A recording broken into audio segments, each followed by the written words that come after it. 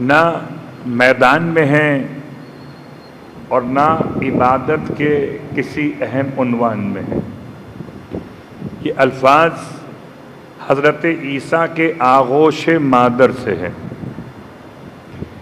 اور شاید یہ جملہ ان الفاظ کو سمجھنے کے بعد ہمارے لیے سمجھنا آسان ہو گیا کہ سرکار کی حدیث کہ علم حاصل کرو ماں کی گود سے، تو ماں کی گود سے حضرت عیسیٰ نے اپنے صاحب علم ہونے کا اعلان کیا۔ قال انی عبداللہ،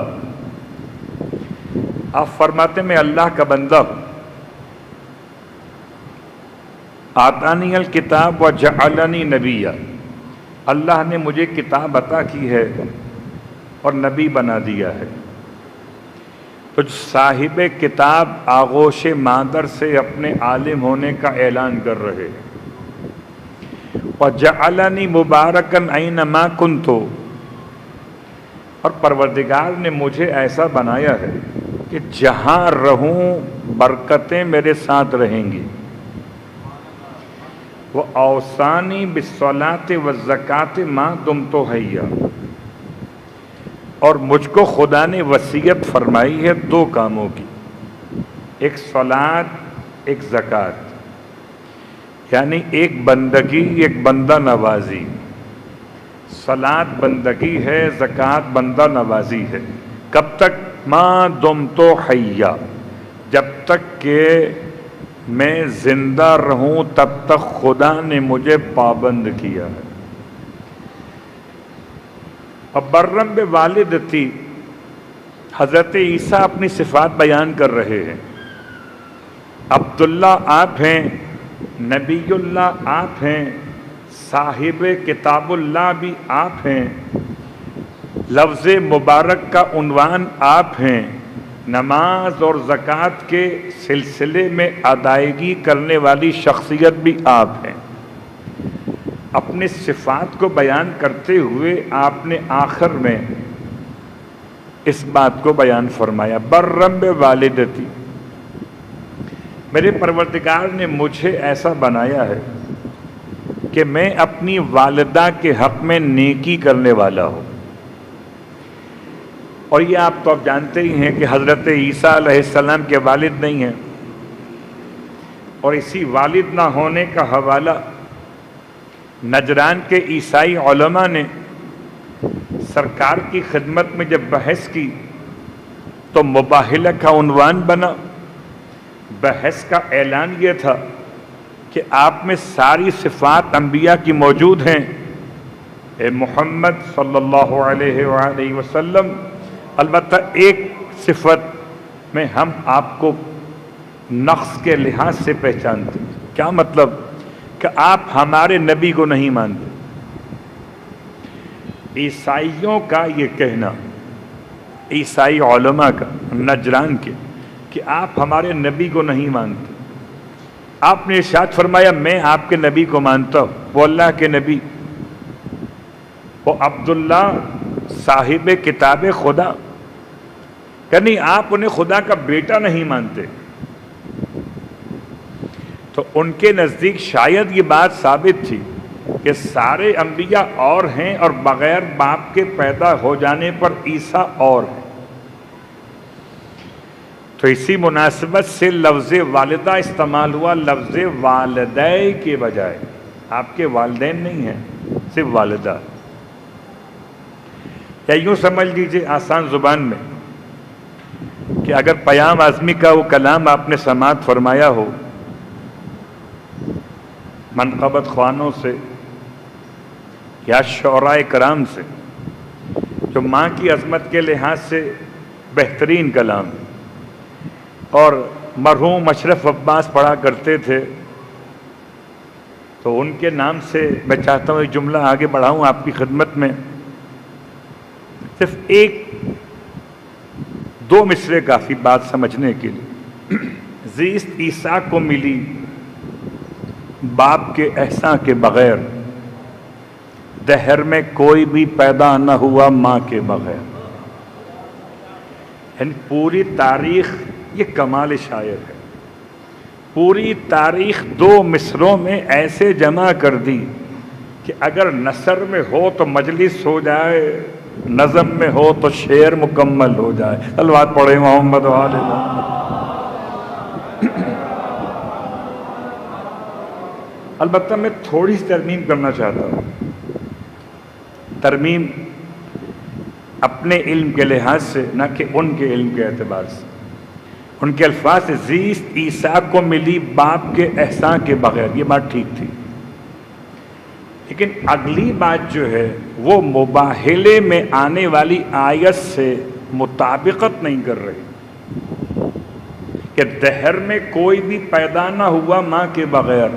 میں نے اس طرح سمجھا اس کو کہ بعد آدم کوئی پیدا نہ ہوا ماں کے بغیر، یہ ترمیم تھی۔ اِنَّ مَثَلَ عِیسیٰ عِندَ اللہِ کَمَثَلِ آدم خَلَقَهُ مِن تُرَابٍ۔ تو حضرت عیسیٰ کی ذمہ داریوں میں جو پروردگار نے آپ پر لازم قرار دی، ان میں ایک ماں کی خدمت ہے، جو والد نہیں ہے، برم بوالدتی۔ بر کسے کہتے ہیں؟ ایک لفظ بر زبر کے ساتھ پڑھا جاتا ہے، ایک لفظ بر زیر کے ساتھ پڑھا جاتا ہے، اور اگر زیر زبر کا فرق یاد نہ رہے تو معنی کہاں سے کہاں پہنچ جاتے۔ بر کا مطلب ہے نیکی،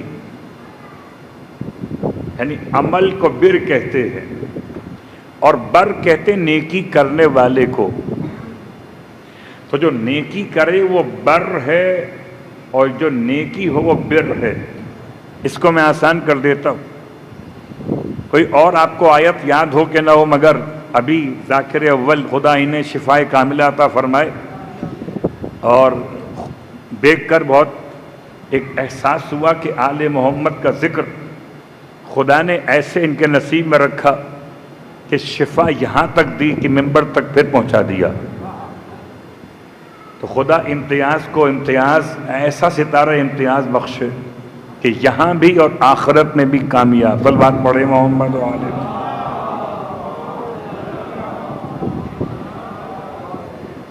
چونکہ مرثیے میں جملہ شہزادی کونین کے فضائل اس سے پہلے پڑھے جا رہے تھے، تو اسی مناسبت سے شہزادی کونین کی سیرت کا ایک باب یہ ہے کہ جب آپ اب رخصت ہو کر، اتفاق ہے کہ ایام شہزادی کونین رخصت کے عنوان سے بھی بیان کیے جاتے، گرچہ اختلاف اپنے مقام پر ہے۔ جب رخصت ہو کر اپنے شوہر کے گھر آئیں تو آپ سے ملاقات کے لیے آپ کے بابا اللہ کے رسول تشریف لائے، تو آپ کو لباس عمومی میں مشاہدہ فرمایا، لباس خصوصی کے بجائے۔ جیسے کہ عرب اور عجم تمام میں یہ بات ہے کہ خاتون دلہن ہو تو اگلے دن بھی تیار ہوتی ہے لباس خصوصی پہن کر، تو اللہ کے رسول نے سلام اور دعا کے بعد ارشاد فرمایا، بیٹی آج آپ نے وہ لباس نہیں پہنا وہ والا جو لباس عروس کہلاتا،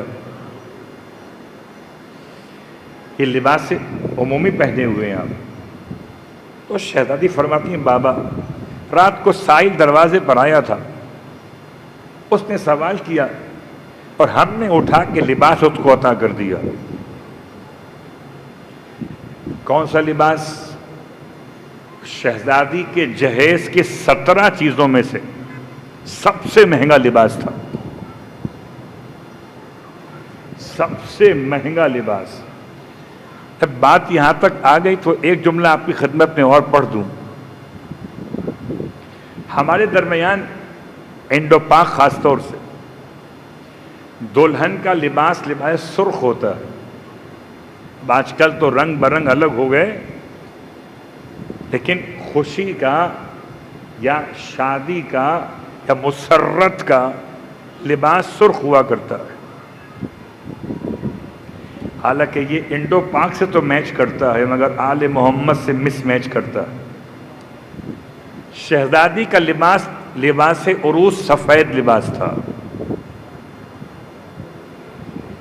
اچھا، ہمارے معاشرے میں اگر کوئی شادی شدہ ہماری بیٹی یا بہن سفید لباس پہن لے تو اس کو اس طرح کی باتیں سنائی جاتی ہیں کہ پھر دوبارہ کبھی پہننے کا تصور بھی، صلوات پڑھے محمد وآل محمد نہ کرے۔ بالفاظ دیگر ہندوستان کی تہذیب کے لحاظ سے سفید لباس بیوہ ہونے کی علامت ہے۔ اسلام میں سفید لباس خدا سے قریب ہونے کی علامت ہے، اسی لیے احرام خدا کے گھر کا لباس سفید ہے۔ تو شہزادی نے لباس عروسی، سفید لباس، مہنگا لباس رات کو دے دیا۔ اللہ کے رسول نے سوال فرمایا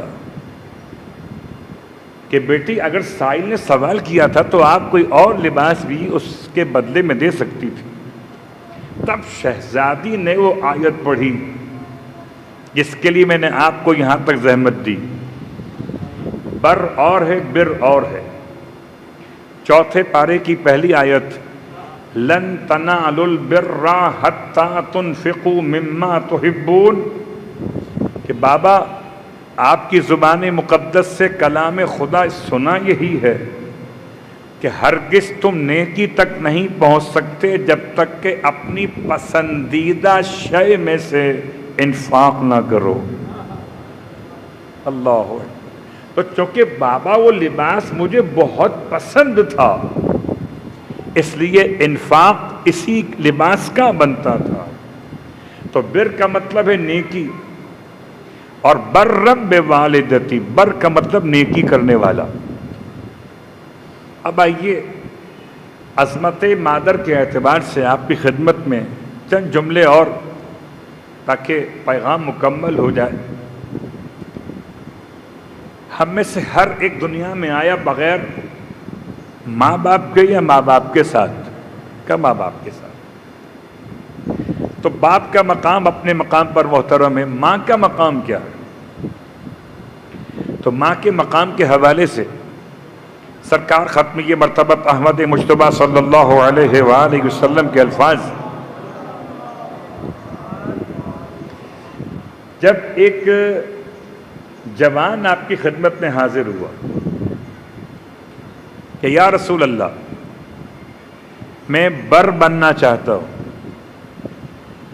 یعنی میں بر کرنا چاہتا ہوں، نیکی، آپ بتائیں نیکی کس کے حق میں کروں کہ مجھے زیادہ سے زیادہ خدا کی رضا حاصل ہو؟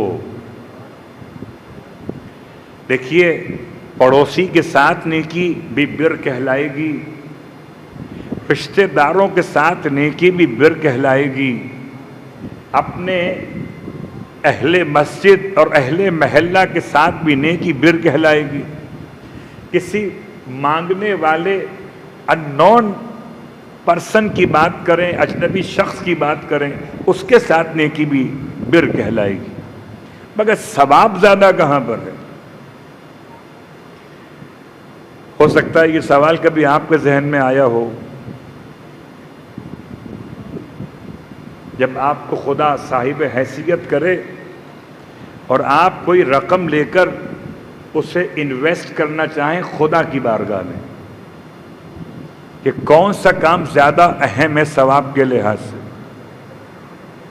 تو شاید آپ کے سامنے ایک نہیں دو نہیں کئی آپشنز آ جائیں۔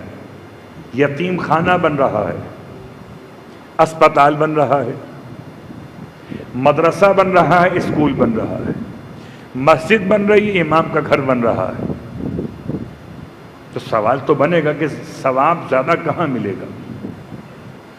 اگر سوال سمجھ میں آ گیا تو اب سوال کس سے کیا گیا؟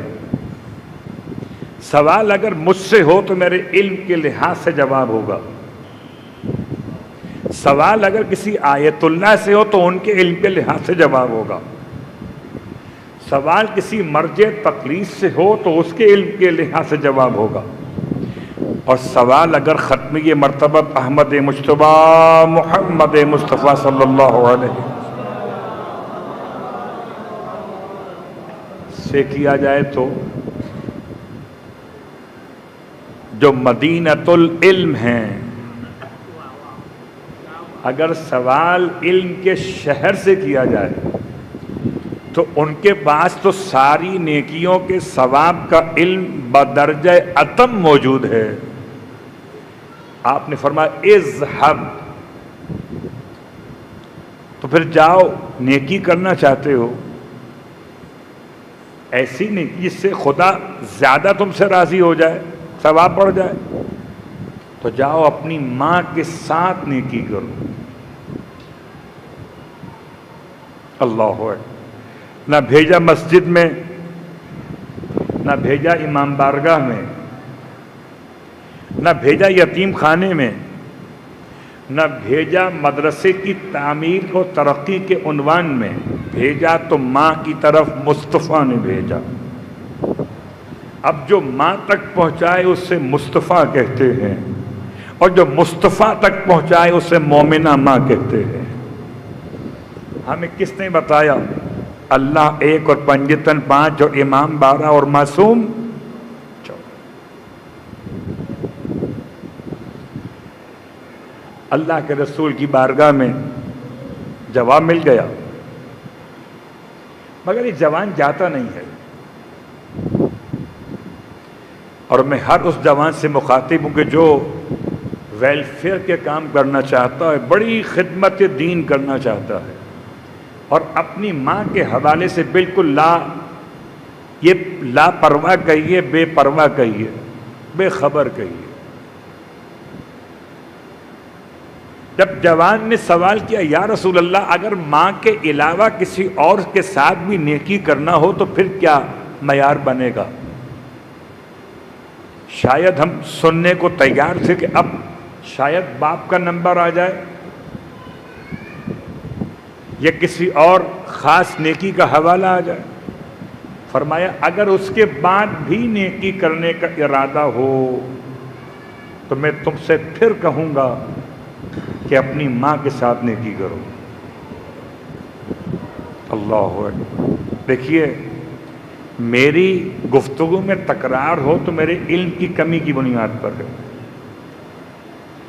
نبی کی گفتگو میں تکرار ہو تو سوال کی معرفت کے اعتبار سے ہے۔ تیسری بار پھر سوال کیا اس نے، پھر وہی جواب تھا۔ چوتھی بار سوال کیا اس نے، تب پیغمبر نے فرمایا جاؤ پھر اپنے باپ کے ساتھ نیکی کرو۔ خلاصہ بنا روایت کا کہ اگر نیکی کے 4 حصے کر دیے جائیں تو 3 حصے ماں کے ساتھ ہیں اور تنہا 1 حصہ باپ کے ساتھ ہے۔ جب نیکیوں کے باب میں ہمارا باپ ہماری ماں کے برابر نہیں ہے تو کوئی غیر ماں کے برابر کیسے ہو سکتا ہے؟ ہو سکتی ہے۔ صلوات پڑھے محمد و آل محمد۔ دونوں باتیں آ رہی۔ میں نے صیغہ مذکر کے پڑھ دیا اور صیغہ مؤنث بھی پڑھ دیا تاکہ اذہان عالیہ میں بات واضح ہو جائے۔ اللہ کے رسول کی بارگاہ میں ایک اور جوان پہنچا، اور اب یہ جوان سوال یہ لے کر آیا کہ یا رسول اللہ نماز پڑھی، روزہ بھی رکھا، حج بھی کیا، جہاد بھی کیا، اور خمس و زکوٰۃ بھی ادا کر دیا، یعنی ساری عبادتوں کا میں نے ذائقہ چکھا ہے، البتہ ایک ذائقہ بھی چکھنا باقی ہے۔ مجھے بتائیں وہ ذائقہ میں کہاں جا کر چکھوں؟ کس بات کا ذائقہ چکھنا چاہتے ہو؟ نماز پڑھ لی، روزہ رکھ لیا، حج کر لیا، جہاد کر لیا، زکوٰۃ دے دی، خمس دے دیا، اب کیا چاہتے ہو؟ کہ میں جنت کی چوکھٹ کو چومنا چاہتا ہوں۔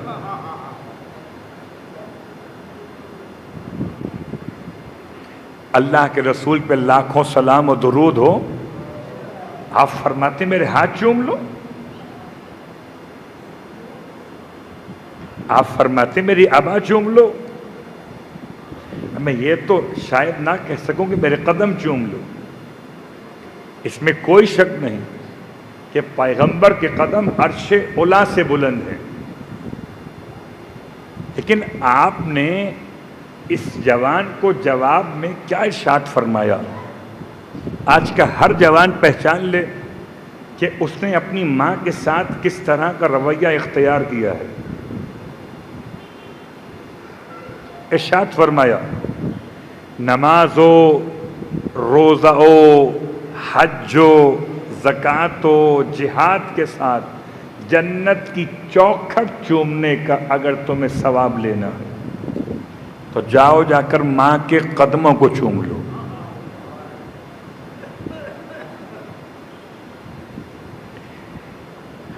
قسم بخدا میں مجلس تو پڑھ رہا ہوں، لیکن شاید کوئی ہمت کرے گا اپنی ماں کے قدم فزیکل چومنے میں؟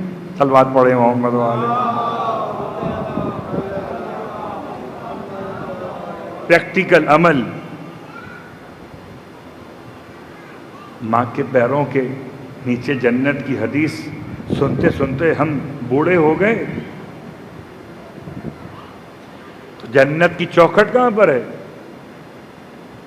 کہ ماں کے قدموں کو چومو جنت کی چوکھٹ چومنے کے برابر ہے۔ حدیث سن کر مجلس میں جانا اور ہے، ماں کے ہاتھ چومنا اور ہے، ماں کی پیشانی چومنا اور ہے، ماں ہے نا، ماں کی آنکھیں چومنا اور ہے، لیکن ماں کے پیروں کو چومنا اور ہے۔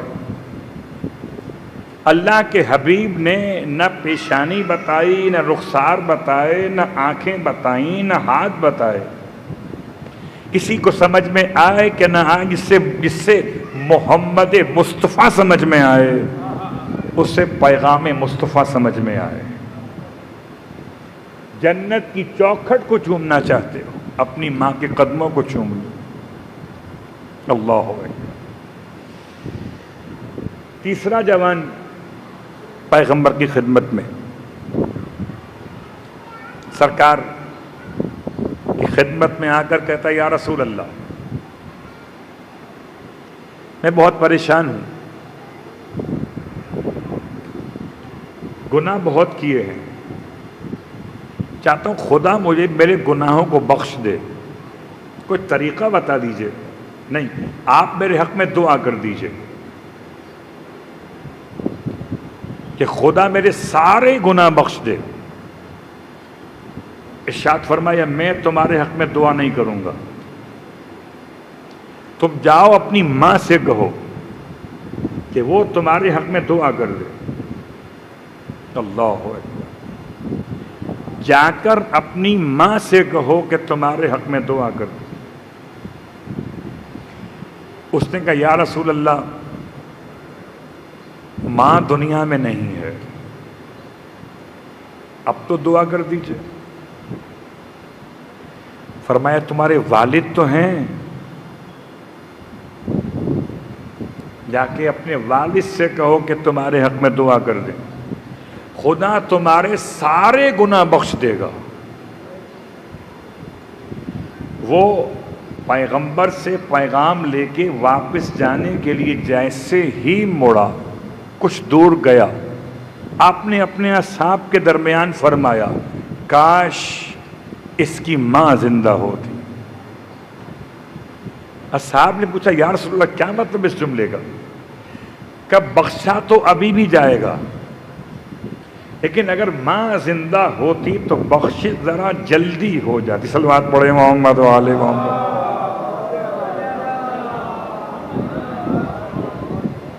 اور آخری بات وَلَمْ يَجْعَلْنِي جَبَّارًا شَقِيًّا، حضرت عیسیٰ علیہ السلام کے کلمات کو قرآن نے کوٹ کیا سورہ مریم میں، تو برم بوالدتی کے بعد فرمایا وَلَمْ يَجْعَلْنِي جَبَّارًا شَقِيًّا، اور میرے پروردگار نے مجھے نہ تو جبار بنایا ہے اور نہ ہی شقی بنایا ہے۔ جبار ظلم کرنے والا کہیے، ستمگار کہیے، اور شقی بدبخت تو نامراد کہیے۔ کیا میچ ہے ان دو جملات کا آپس میں؟ برم والدتی، اس نے مجھے بنایا میری والدہ کے حق میں نیکی کرنے والا، اور جو والدہ کے حق میں نیکی نہ کرے وہ کیا ہے؟ جبار اور شقی۔ اس نے مجھے جبار نہیں بنایا، شقی نہیں بنایا۔ اب آئیے ایک جملہ آپ کی خدمت میں۔ ماں کی دعا تو آپ نے سن لی، ماں کی بد دعا سن لیں، گفتگو تمام کر دیتا ہوں۔ ویسے تو ماں بد دعا دیتی ہی نہیں، میں اسے ماں کیسے کہوں جو بد دعا دے دے؟ ماں تو سراپا وجود دعا رکھتی ہے، ماں کی آنکھیں بھی دعا ہیں، ماں کے ہاتھ بھی دعا ہے، ماں کے قدموں کی رفتار بھی دعا ہے، ماں کی نمازوں کا خلاصہ بھی دعا، ماں کی عبادت کا عنوان بھی دعا۔ بھلا کوئی ماں بد دعا کیسے کر سکتی ہے؟ بات تو صحیح ہے، لیکن اس کائنات میں کچھ باتیں ایسی ہیں جو استثنائی واقعات ہیں۔ ان میں سے خالی ایک جملہ آپ کی خدمت میں، اور چونکہ تینوں واقعات کا تسلسل تھا سرکار کے ساتھ، تو چوتھا اور آخری مسئلہ بھی سرکار ختم یہ مرتبہ صلی اللہ علیہ وآلہ وسلم کے ساتھ ہے۔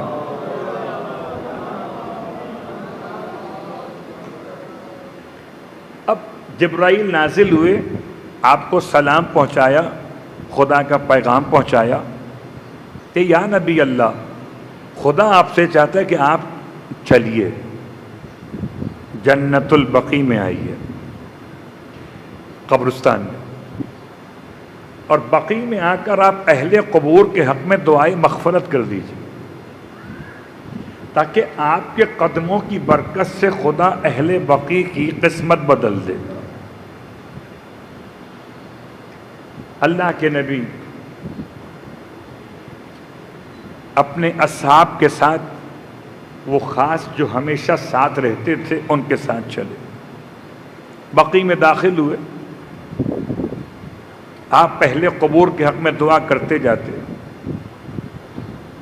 آگے بڑھتے جاتے۔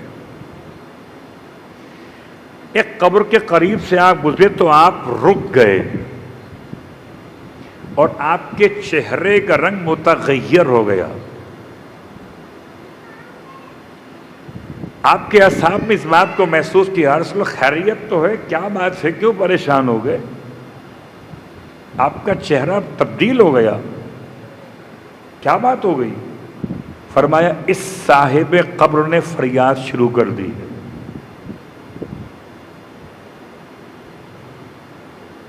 ہو سکتا ہے کبھی ہم اور آپ اہل قبور کی آواز سن سکتے ہوتے تو ہمیں اندازہ ہوتا، ہم نہیں سنتے، مگر خدا جس کو سنانا چاہے اس کو سنا دیتا ہے۔ نبی سن رہے تھے،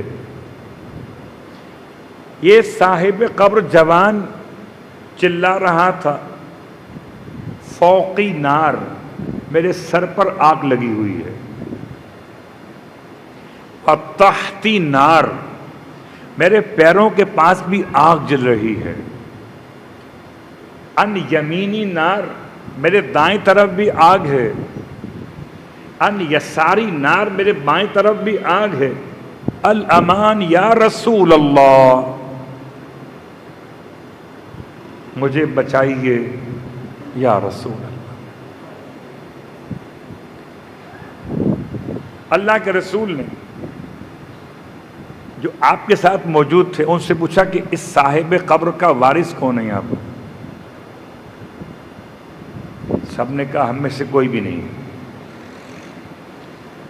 فرمائے جاؤ سارے اہل مدینہ کو بلاؤ کہ جس جس کے عزیز و اقربا بقیع میں دفن ہے سب آ جائیں. سب کو بلوا لی. سوال کیا تھا؟ اس صاحب قبر کا وارث کون ہے؟ ایک ضعیفہ ہاتھ میں عصا لیے ہوئے کمر خمیدہ پیغمبر کے پاس آئے. یا رسول اللہ میں اس صاحب قبر کی وارث اور میں نے اسے بد دعا دی ہے کہ خدا تجھ پر لحظہ بہ لحظہ عذاب کو شدید کرے. آپ ارشاد فرمائیں تم کون ہو اس کی؟ کہ میں اس کی ماں ہوں. اللہ پیغمبر فرماتے ہیں تو تم اسے معاف کر دو. کہتے یا رسول اللہ میں اسے معاف کر دو؟ مجھے ستانے والا، حتیٰ کہ مجھے منہ پر تماچے مارنے والا.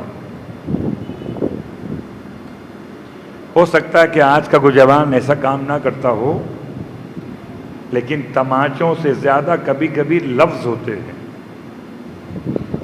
کبھی کسی کے حوالے سے، کبھی کسی کے حوالے سے. میں رشتوں کے نام نہیں لے رہا احتیاط کی خاطر.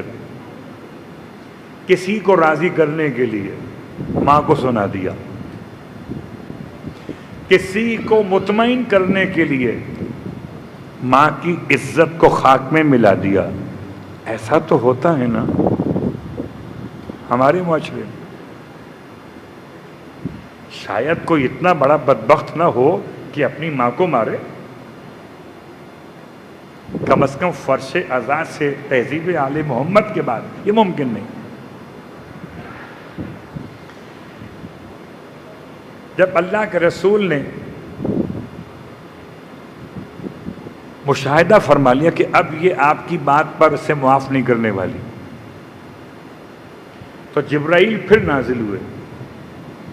فرمایا یا رسول اللہ آپ اس سے کچھ مت کہیے، اس خاتون سے کہیے اتنا تو کرے کہ اپنے کانوں کو بیٹے کی قبر سے لگا لے، پھر خدا فرماتا ہے ہم اس کی آواز اس تک پہنچا دیں گے. اتنی بات تو خاتون نے پیغمبر کی مانی کہ اپنے کانوں کو اپنے بیٹے کی قبر سے لگایا تو اندر سے وہی آواز جو نبی سن رہے تھے خدا نے اس کی ماں کو سنوا دی. اور جیسی ماں نے سنا تڑپ گئی. میرا ممبر سے پڑھ دینا بھی آسان، آپ کو سن لینا بھی آسان. کبھی تجربہ ہوا ہوگا، کبھی گرم کوئی شربت، گرم کوئی چائے مشروب آپ کے ہاتھ پہ گرا ہوگا، کبھی کھولتے ہوئے پانی کی چھینٹیں آپ پر پڑی ہوں گی، یا کبھی چولہے کے قریب جا کر غلطی سے آپ نے ابلتے ہوئے برتن میں جو پانی تھا اس کو ہاتھ لگا لیا ہوگا تو گرمی سمجھ میں آ گئی ہوگی. یا چاروں طرف آگ ہے اور آگ بجھانے کے لیے فائر بریگیڈ کون؟ ماں کی دعا. جب اللہ کے رسول نے خاتون سے کہا، اس نے کان لگا کے آواز سنی، تڑپ گئی. ماں تھی نا، بے ساختہ کہتی یا رسول اللہ میں نے اسے معاف کیا. جب کوئی چاروں طرف سے جل رہا ہو، برن ہو رہا ہو، اس کی چیخیں کیسی ہوں گی؟ جب اس کی آواز سمجھ میں آ جائے پھر پہچانیے کہ ماں کے درد کی کیا کیفیت تھی. گفتگو تمام ہو گئی. میں بھی زندہ ہوں اور آپ بھی زندہ ہیں. جو کچھ ہمارے ہاتھ سے ہو گیا ہے اس کا ازالہ ابھی ہو سکتا ہے. جن کی مائیں زندہ ہیں تو وہ تو جائیں اپنی ماؤں سے راضی کریں انہیں، خدا ان سے راضی ہو جائے. اور جن کی مائیں زندہ نہیں ہیں ان سے التماس ہے کہ پھر امام کی روایت پہ عمل کریں۔ کیا عمل کریں؟ کہ اپنے ماں کے حق میں جتنا ایصال ثواب کر سکتے ہو، مغفرت کی دعا کر سکتے ہو، خدا سے رجوع کر سکتے ہو، فریاد کر سکتے ہو، تو خدا اس بات پر کل بھی قادر تھا کہ اگر وہاں کی آواز یہاں پہنچا سکتا ہے تو یہاں کی آواز خدا وہاں پہنچا سکتا ہے۔ اگر یہاں ماں معاف کرے تو بچے پر سے عذاب وہاں ختم ہو جاتا ہے، اور اگر ماں وہاں ہو اور بچہ یہاں توبہ کرے تو خدا اسے یہاں معاف کر سکتا ہے۔ گفتگو تمام تھی، فرش عزائے سیدہ ہے۔ ساری مائیں دنیا سے جاتی ہیں، ایسے کوئی ماں دنیا سے نہ گئی اس کی پسلیاں ٹوٹی ہوئی۔ رونے والوں، سخت ترین جملہ تھا کہ واقعاً سارے جسم مقدس پر کہیں پر ضرب ہو معصوم کے تو وہ اپنے مقام پر گریا ہے، مصائب ہیں، لیکن ایسا تو شاید کسی اور کے ساتھ دکھائی نہیں دیتا کہ جیسا 18 سال کی سیدہ کے ساتھ واقعات پیش آئے۔ رونے والوں، ایک دن نہیں، ایک ہفتہ نہیں، ایک مہینہ نہیں، 75 یا 95 دن ٹوٹی ہوئی پسلیوں کے ساتھ فاطمہ زندہ رہی۔ یعنی زندہ ایسے رہیں کہ سانس لیتی تھی تو تکلیف، اور اس پر کیا اختیار قدرت تھا کہ آپ نے اپنی تکلیف کی خبر نہ اپنے شوہر نامدار کو ہونے دی، نہ اپنے شہزادوں کے سامنے کبھی تذکرہ فرمایا۔ بس فضہ جانتی تھی کہ فضہ ہی اٹھانے والی تھی۔ جب جلتے ہوئے دروازے کے نیچے سے سیدہ نے آواز دی تھی، فضہ خذینی، مجھے اٹھاؤ، میرا محسن شہید ہو گیا، تو فضہ تو جانتی تھی کہ سیدہ کا عالم کیا ہے۔ رونے والوں، دوسرا سخت جملہ، خدا کبھی کسی بیٹے کے سامنے اس کی ماں کا وہ عالم نہ لائے کہ جیسا جنت کے جوانوں کے سرداروں کے لیے تھا۔ ہائے حسن و حسین، رونے والوں، کوئی مجھے مار لے، کوئی مجھے برا کہہ دے، شاید میں برداشت کروں، لیکن کوئی میرے سامنے میری ماں کو کوئی غلط جملہ کہے، مجھ سے برداشت نہیں ہوتا، اور اگر کوئی میرے سامنے میری ماں کو تماشا مار دے، مجھ سے کہاں برداشت ہوگا۔ آئے حسن و حسین، ماں کے چہرے پہ تماشے کی شدت تھی۔ آئے میرے مولا، رونے والوں، کیا غربت کا عالم تھا کہ آج ہم اپنی ماں کے انتقال کے بعد برسی منائیں تو سب مل کے یاد کرتے ہیں، بچے ماں کو رو لیتے ہیں۔ وہاں تو تدفین کی رات ہے، اس رات میں امام فرماتے ہیں زور سے نہ رونا، کہیں آواز گھر سے باہر نہ چلی جائے۔ ہم وصیت سیدہ پر عمل کرتے ہوئے تدفین کرنا چاہتے ہیں، بچے گھٹ گھٹ کے روتے تھے۔ ارے وہی مولا